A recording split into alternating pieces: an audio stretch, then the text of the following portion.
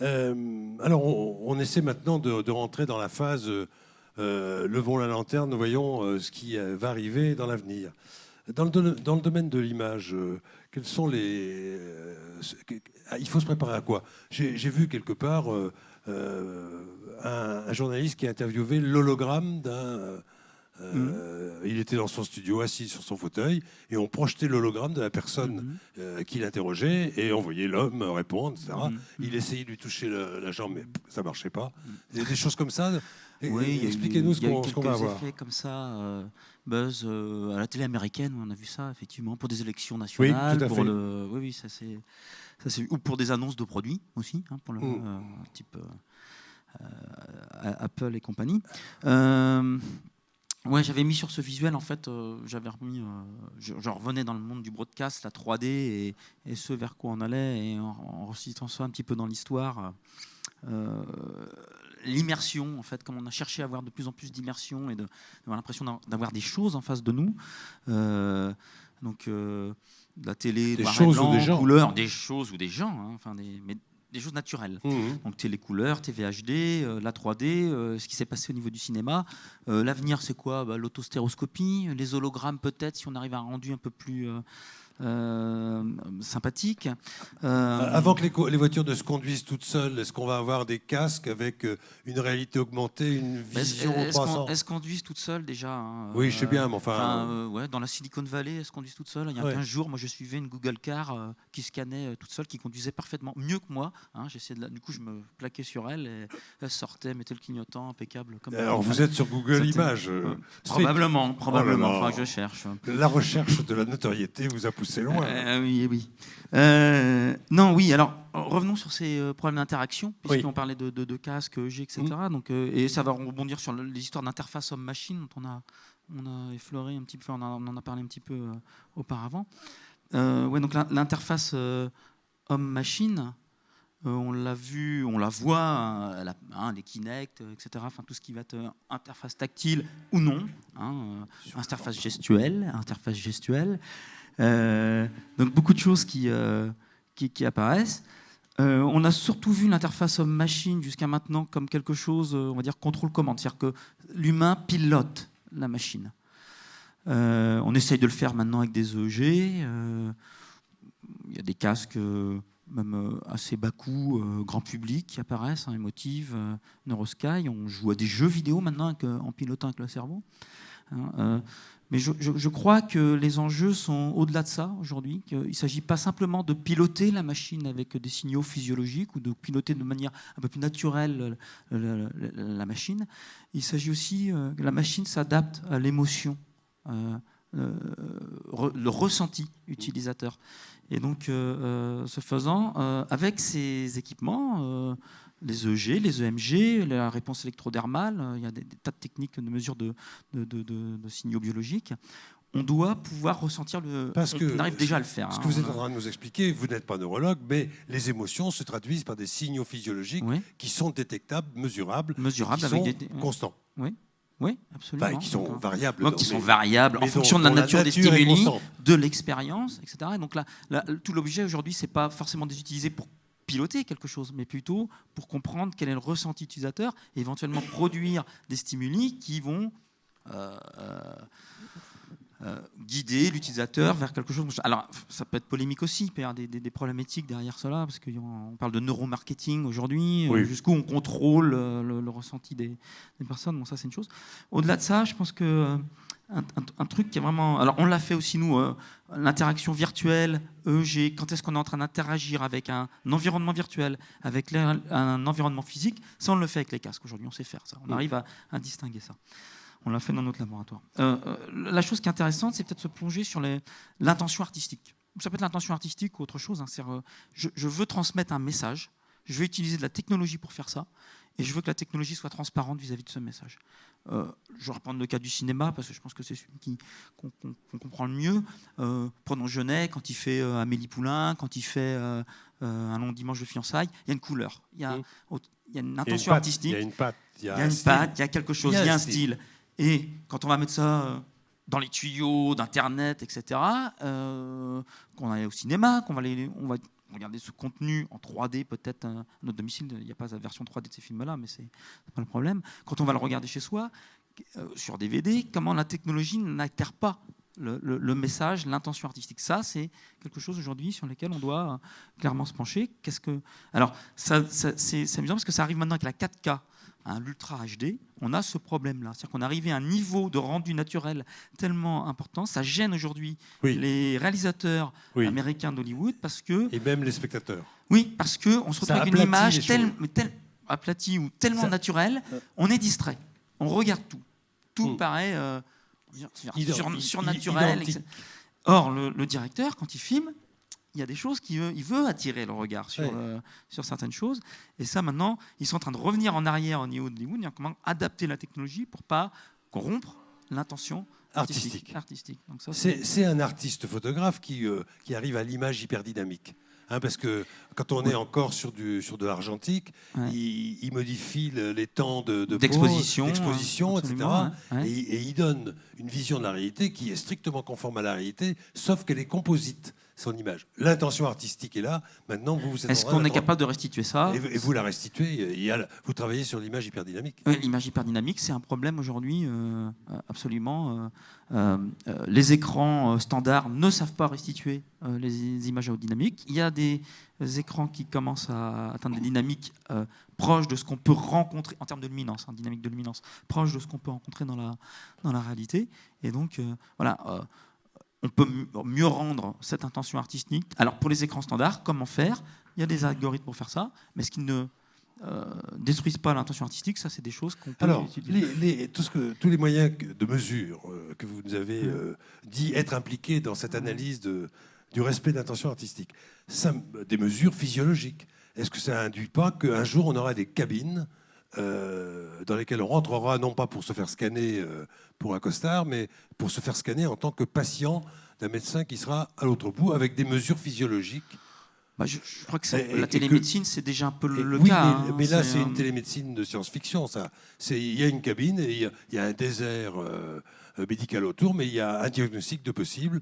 Et la cabine, après, elle sort des roulettes, elle l'emmène à l'hôpital le plus proche, 200 km. On peut imaginer ça. Mais aujourd'hui, les analyses vidéo aujourd'hui sont utilisées par les médecins, notamment pour la surveillance à domicile de patients, où on va s'intéresser à lever des alarmes, non seulement sur la bonne prise de leur traitement, mais aussi sur leur comportement. Donc, à travers l'analyse automatique de vidéos, comment ils se comportent, est-ce que de mouvements, etc. Est-ce qu'il est en bonne santé, est-ce qu'il a pas une hypotension, des choses comme ça. Absolument, absolument.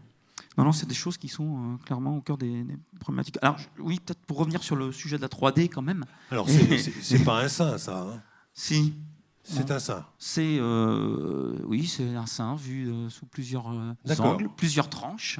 C'est une mammographie. D'accord. Et justement, quand on parlait d'aide à la décision, ce que peut apporter la 3D dans le domaine médical, sur la mammographie et notamment tout le problème de cancer, la problématique de cancer du sein, ce que vous avez complètement à votre gauche, c'est la 2D classique, la mammographie classique. Et quelque chose qui est à la mode aujourd'hui, qui est la mammographie, donc la tomosynthèse, qui consiste à prendre en fait le sein sous plusieurs angles et reconstruire. Alors là, je vous ai mis des images, je vous ai pas fait de reconstruction, il a fallu faire un modèle interactif. Mais en fait, le fait qu'on introduit ça lève un certain nombre de difficultés au niveau du diagnostic, et on comprend bien ici les enjeux, puisque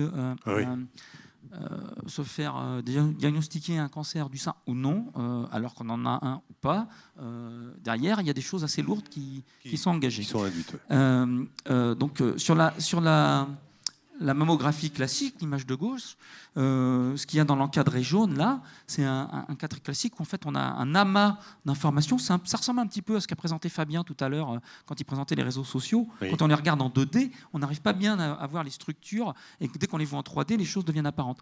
Le médecin classique, il a ça à sa disposition. Donc ce qui est le début de la tumeur, on peut l'avoir si vous voulez, vous avez un ensemble de tissus agglomérés, et on ne sait pas si c'est un conglomérat de tissus, si c'est une tumeur, ou si ce sont des choses qui sont superposées, parce qu'on est sur de l'imagerie. Et on ne peut les distinguer qu'à partir du moment où on a la capacité de tourner autour. On va tourner autour, là, ça devient évident. Alors, l'enjeu de société derrière, c'est quoi? Alors, je l'illustre là sur la mammographie. Le problème de l'imagerie médicale aujourd'hui, c'est qu'on en produit de plus en plus, mais on ne sait pas produire suffisamment de lecteurs d'images, d'imagerie médicale. Les experts n'ont pas forcément formalisé leur savoir, ont appris sur des machines sur lesquelles ils se sont forgés une certaine expertise, la façon de lire ces images. Ils ne savent pas forcément bien la restituer aux novices. Donc on a tous ces enjeux-là. Le problème aujourd'hui, c'est donc on n'a pas assez d'experts. Ils arrivent maintenant, avec ces technos-là, à faire un diagnostic relativement fiable, performant, pas toujours. Je ne veux pas inquiéter la salle. Mais l'enjeu, c'est que maintenant, il faut qu'ils fassent aussi leur diagnostic rapidement. Donc, ce n'est pas qu'une histoire d'être performant, de donner la réponse vraie, c'est aussi de le faire très vite. Et les technologies, notamment la 3D, permettent d'aller vite. On a vu que ça gagnait du temps avec le professeur Bernard. Oui, oui. Et là, mais en même temps, ce qui transparaît au travers de ce que vous dites, c'est que les experts voient les choses d'une toute autre manière. Là, on voit des opacités qu'il fallait interpréter, et là, on voit ce qu'on n'a jamais vu, au fond. Ce que même la connaissance anatomique tissulaire ne donnait pas. Absolument. Oui, c'est vrai qu'une image médicale conventionnelle, une radiologie conventionnelle, c'est quelque chose de complètement abscon pour le commun des mortels. Quand on commence à regarder des animations 3D, de PET scan, etc., là, oui, on comprend des choses, on arrive à s'accrocher à des choses. Et alors, donc, l'expert, le senior, 50 ans, le radiologiste de 55 ans, qui s'est forgé sur son expertise sur la technologie, il n'a pas trop de problèmes. Le nouveau, lui, a des problèmes. Donc, est-ce qu'à terme... Non mais voilà, donc lui il démarre. 3D, c'est. Il démarre. Non, enfin, il a des problèmes. Non, il démarre oui. Avec la technologie d'aujourd'hui. Donc voilà, c'est un petit peu comme celui qui lit les plans. Je veux dire, maintenant aujourd'hui, des gens qui savent bien lire des plans en dessin industriel, des jeunes, c'est difficile. Alors qu'avant, le gars de Zar qui sortait, il voyait le truc, il comprenait tout de suite ce qu'il y avait sur un. École centrale aussi. Mais il avait cette lecture. Le médecin, c'est pareil. Ça serait intéressant de voir comment il a sa vision du 3D, comment il se construit sa vision du 3D. C'est pareil. Mais donc, les jeunes, ils démarrent avec une techno à T0.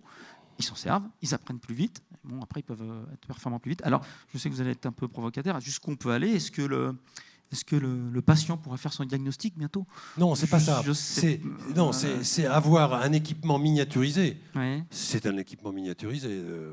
Avoir un équipement miniaturisé qui, sans aller jusqu'à des analyses très lourdes avec des scanners, mais permettent à distance de s'auto-appliquer l'appareil et puis que la mesure soit transférée à un médecin à distance. C'est des problématiques qu'on a déjà pour les gens qui vont dans l'espace, c'est des problématiques qu'on a pour les gens qui font le Vendée Globe. Voilà, aujourd'hui, avec un médecin à terre, lui, il a un échographe, c'est pas très dur à embarquer, ça. Il va le médecin qui se recoule la langue dans le Vendée Globe il y a quelques années, avec le Toubib au téléphone. On a un petit peu avancé par rapport à ça, clairement. Finalement, on est en train de voir bien apparaître une donnée, c'est le gain de temps. Mais en même temps, tout ça, ça transite par des tuyaux, des fibres, etc. Est-ce qu'il ne va pas y avoir des murs du poids des fichiers ou des murs de vitesse de transmission à casser pour conserver le gain de temps? Ou est-ce qu'il y a, comme pour la vitesse de la lumière, une limite? Ouais, la limite, on ne la connaît pas encore. Passer sur Jusqu'ici, c'est la vitesse de la lumière dans les fibres.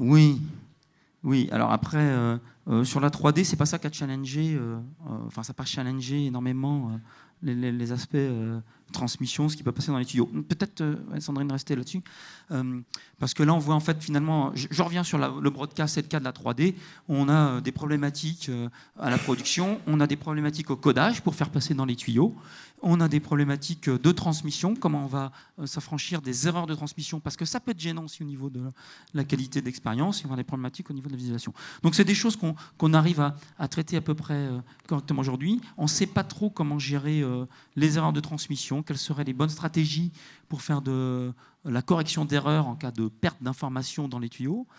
Pour la compression, on a assez tenté de faire, pour la stéréo, de l'asymétrique, c'est-à-dire avoir une vue d'une meilleure qualité qu'une autre. On comprend bien l'intérêt, parce que c'est-à-dire qu'on va pouvoir compenser plus une vue qu'une autre. Ça marche d'un point de vue perceptuel. Il y a une espèce d'effet de masquage qui s'opère, qui fait que l'œil s'accroche plutôt sur la vue qui a la meilleure qualité, tout en fournissant la profondeur. Donc ça marche pas trop mal, mais jusqu'à un certain point. Et notamment, au bout d'un moment, ça peut générer de l'inconfort, voire de la fatigue visuelle, qui est un autre problème. Donc on sait gérer ça. On sait le faire sur YouTube. Sur YouTube, la vidéo 3D, c'est devenu un standard aussi sur la plupart des contenus. On sait le faire maintenant sur du multivue.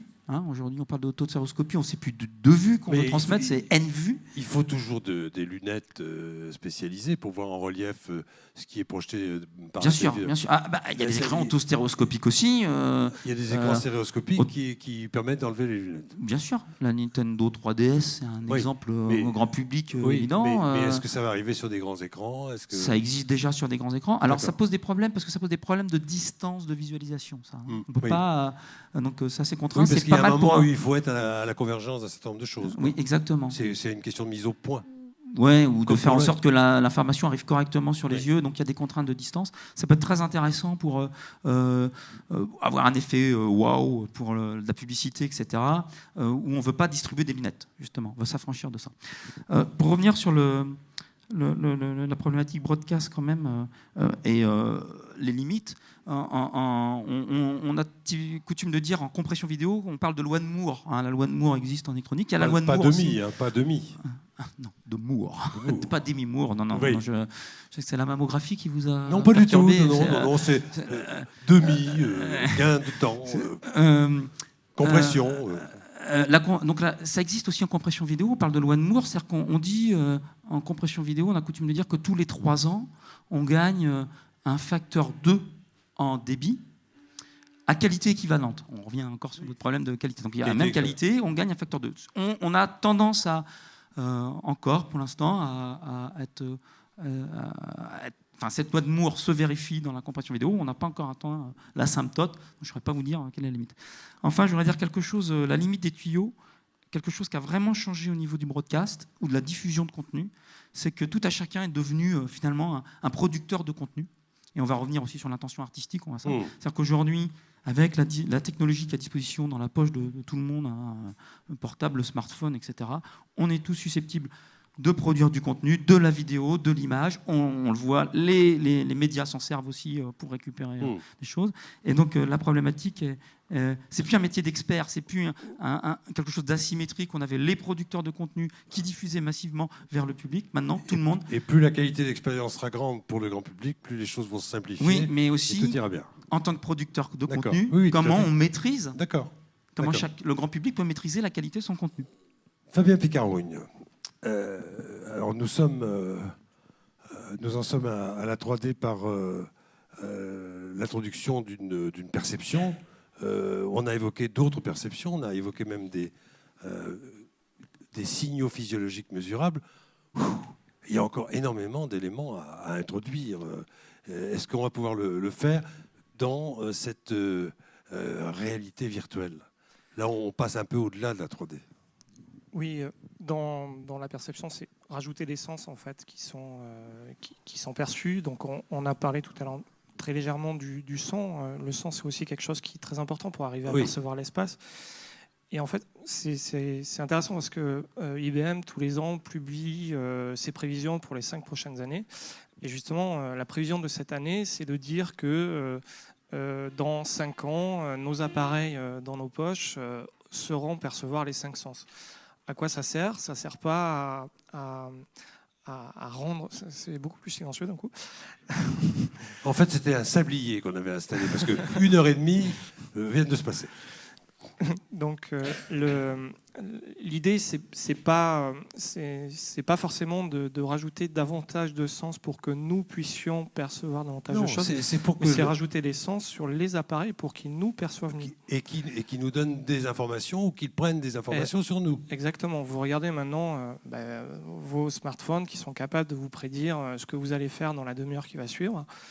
Pourquoi? Parce qu'ils récoltent un certain nombre de données, des données spatiales, mais pas que. Et notamment, tout ce qui est odorat, c'est des choses qui peuvent servir. En médecine, pour aller plus loin, dans le diagnostic, il y a certaines molécules, suivant les maladies, qui sont libérées. Il y a des haleines qui sont très caractérisées pour les médecins. Et ça commence à exister, en fait, des appareils qui sont capables de mesurer ça. Alors, on n'est pas encore à un point, on est capable de mesurer toutes les molécules possibles, mais on est en train de rentrer quand même dans le domaine des choses très subtiles. Le retour d'effort, extrêmement utile dans les appareils à apprendre. Les pilotages virtuels de bateaux, d'avions, il y a du retour d'effort partout. Il y a du retour de mouvement partout. Ce qui est intéressant aussi de voir là, c'est que l'interaction finalement qu'on va avoir avec les outils, dans ce que nous on a pu mesurer, c'est qu'elle dépend aussi de la manière dont on affiche de l'information. Typiquement, en parlant de 3D, si on présente une information avec ou sans stéréoscopie, l'utilisateur ne va pas avoir les mêmes interactions dessus. Et donc ça aussi c'est intéressant à étudier. Enfin, c'est les choses qu'on commence un peu à étudier. C'est quels sont essayer de prédire les types d'interactions qu'on peut avoir en fonction de justement toute la perception qu'on a, visuelle mais pas que. Bon, donc en fait on est en train d'explorer toute la réalité et de l'intégrer dans la réalité virtuelle. Oui. Et parmi les réalités, il y a les réalités de conscience. Vous parliez des émotions. Alors, il y en a qui sont détectables physiologiquement, mais des réalités de conscience de termitière, je ne sais pas si on peut parler de conscience dans ces cas-là. Non, mais la réalité d'une termitière, la façon dont elle interagit, c'est-à-dire son comportement global, c'est l'intelligence collective. Est-ce que ça peut s'intégrer, ça ? S'intégrer, c'est quelque part, c'est un peu ce qu'ont essayé de faire les biologistes sur les projets de termites. Typiquement, c'est des choses qu'on essaie de faire, de transposer sur la robotique. C'est beaucoup moins coûteux de faire des petits robots qui ne savent pas faire grand-chose, mais finalement, le fait qu'il y en ait beaucoup qui fassent cette petite chose arrive à construire des trucs intéressants, que de construire un gros robot qui coûte très cher, qui est sujet à des pannes, des choses comme ça. Et donc là, c'est encore tout un autre pan d'étude d'essayer de comprendre. Enfin, c'est un petit peu comme le papillon, la loi du papillon. Puis un jour, vos robots, ils seront quantiques. Ce sont des nanorobots. On peut imaginer tout ce qu'on veut.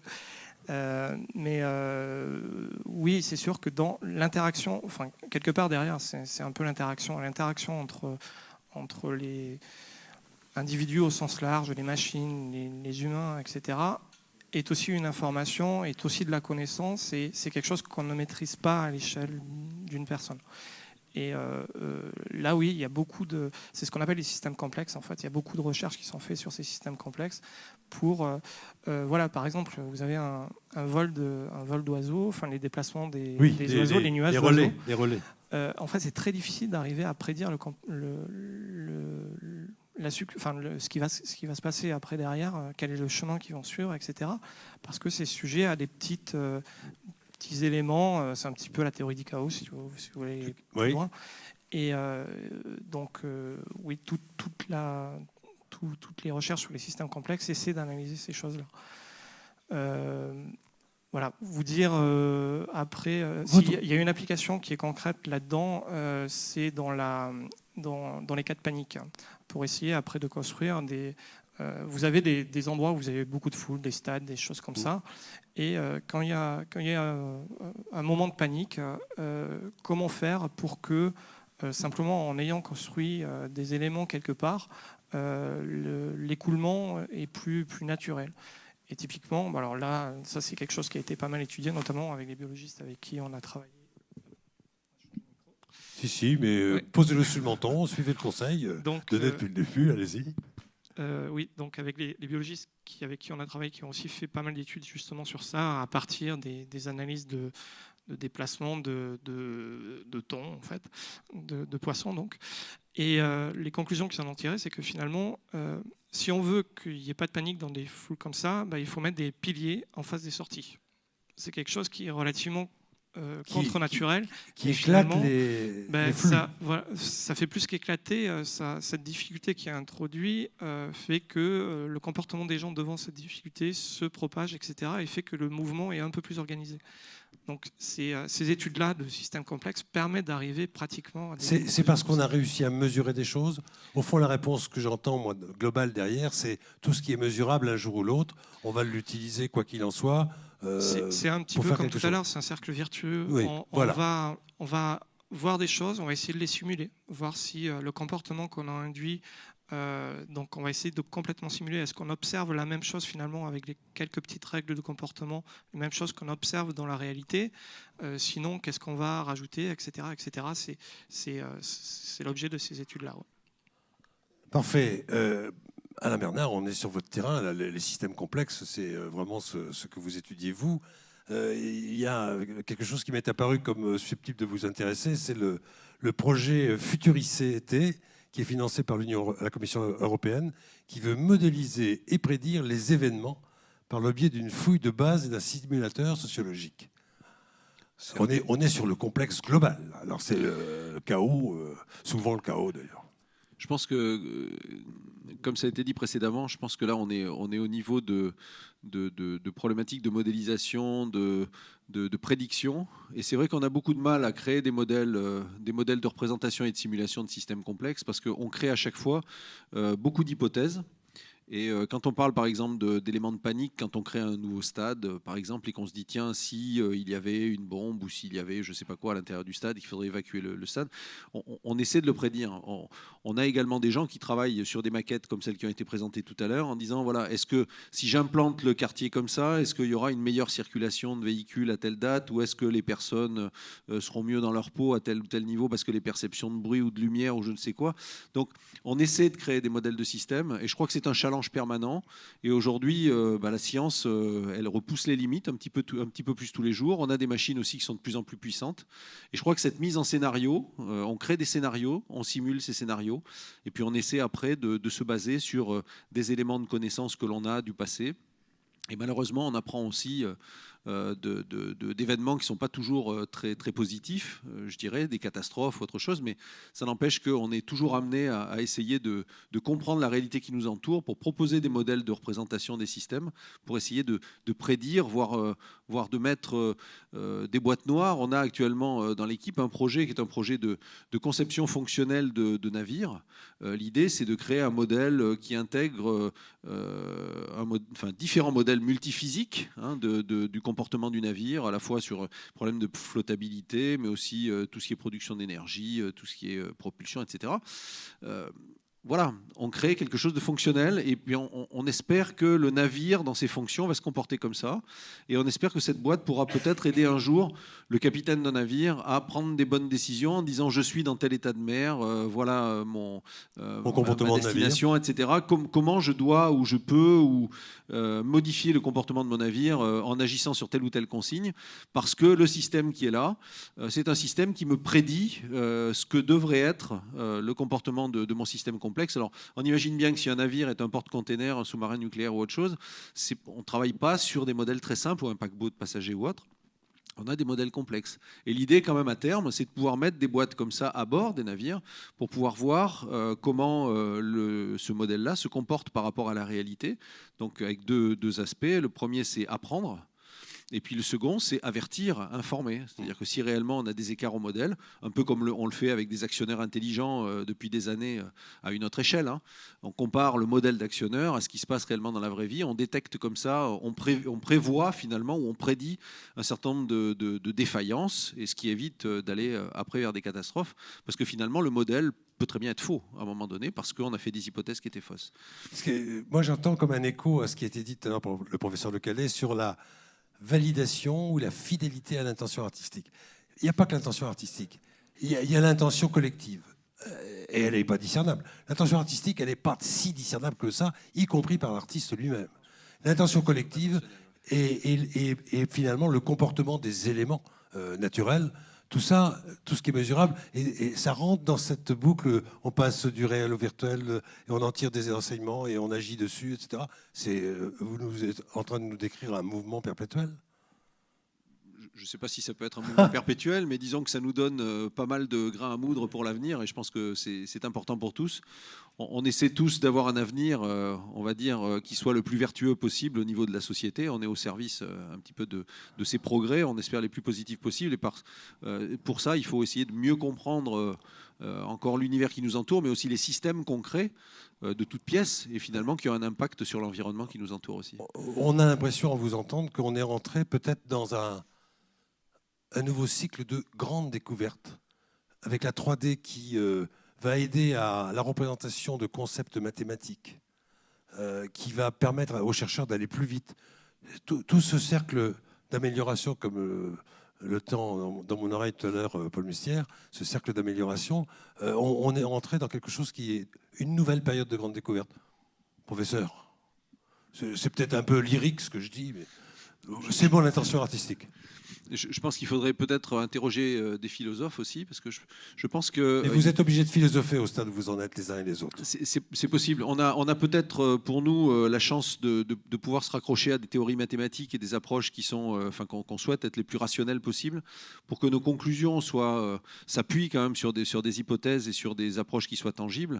Maintenant, je dirais, moi je ne sais pas si on est à la veille d'une révolution ou de nouvelles découvertes ou autre chose. Vous avez parlé de la révolution tout à l'heure. Je pense qu'on est quand même, on est quand même dans un monde où l'appréhension de l'environnement qui nous entoure, c'est complètement accéléré. C'est-à-dire de chez soi aujourd'hui, on peut découvrir la planète, on peut appréhender pas mal de phénomènes alors qu'on les a jamais vécus en vrai, je dirais. Et ça, je pense que tout ce qui a été décrit jusque-là, ça permet d'avoir des sensations qui nous met dans des situations et qui nous font vivre des scénarios qu'on n'a jamais vécus et pour lesquels on essaie justement de bâtir des éléments d'interaction qui soient les plus réalistes. Notre réalité s'augmente sans cesse. Bon, j'avais plein de questions à leur poser. Je voulais les entraîner sur le terrain des 10 dimensions que nous prédit la physique quantique. Bon, vous imaginez le vertige. Voilà. Alors, cercle d'amélioration, sablier et plus Paul Mustière qui est notre autre qui me dit on pose. Vous allez avoir plein de questions à leur poser, mais on va le faire autour d'un verre, autour de petites nourritures bien terrestres. Il n'y aura pas de mesure de physiologique à la sortie. Non, mais je veux bien faire mon producteur de contenu 3D éventuellement. Et il y a une démo. Il y aura une démo, mais... vous voulez montrer quelque chose là? Non, moi je veux faire du contenu. Je vais prendre des photos 3D. Très bien. Et, Fabien s'occupera de les restituer. Alors, donc vous prenez les photos avec quoi là? Alors, on fait un grand smile pour le professeur qui se colle derrière Google, mais qui sait aussi sortir sa caméra. Et vous n'avez pas de flash? Vous ouvrez la gorge pour qu'on voit si c'est vraiment profond. Non, mais non. S'il y a une dimension de profondeur, voilà.